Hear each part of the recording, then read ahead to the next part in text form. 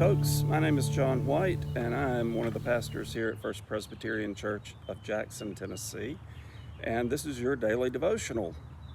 I was walking around in front of Memorial Hall just a little while ago, and I came across a couple of folks.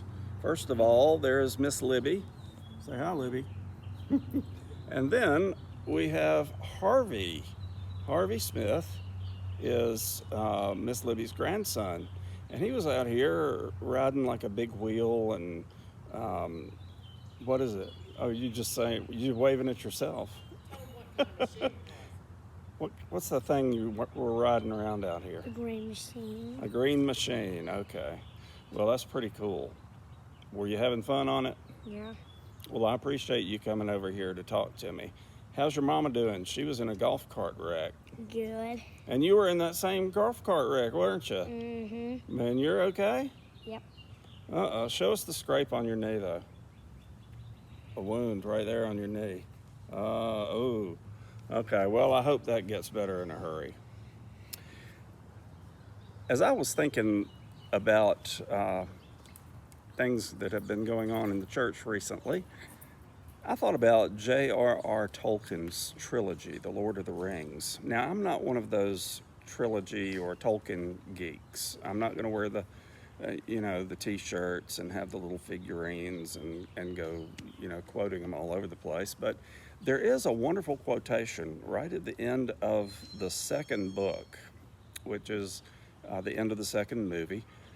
Frodo and Sam, his assistant Sam, are on a journey, and it's a long and dangerous journey to get rid of a magic ring that is really evil.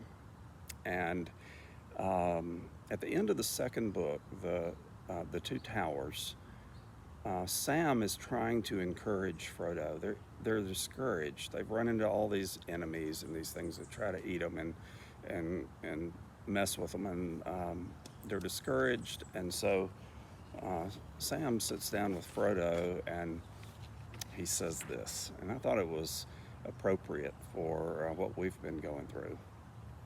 Sam says, Mr. Frodo, this journey we on, this place we're in, it's all wrong.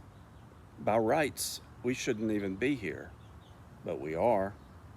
It's like in the great stories, Mr. Frodo, the ones that really matter. Full of darkness and danger they were, and sometimes you didn't want to know the end, because how could the end be happy? How could the world go back to the way it was when so much bad has happened? But in the end, Mr. Frodo, it's only a passing thing, this shadow. Even the darkness must pass. A new day will come, and when the sun shines, it will shine out the clearer.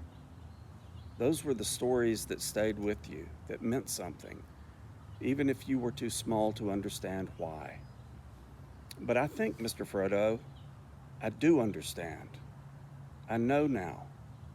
Folk in those stories had lots of chances to turn back, only they didn't because they were holding on to something. Then Frodo looks at him and says, "What are we holding on to, Sam?"